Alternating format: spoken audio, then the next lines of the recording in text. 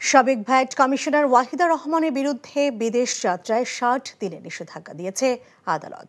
ভ্যাটের সাবেক কমিশনার ওয়াহিদা রহমান যেন বিদেশ যেতে না পারেন সেই নিষেধাজ্ঞা চেয়ে বৃহস্পতিবার ঢাকা মহানগর সিনিয়র স্পেশাল জজ আদালতে আবেদন করে দুর্নীতি দমন কমিশন দুদক।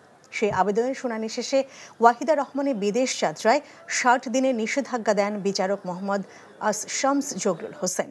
4টি মোবাইল অপারেটর কোম্পানিকে ১৫২ কোটি টাকা সুদ মওকুফের অভিযোগে মঙ্গলবার মামলা দায়ের করে দুদক।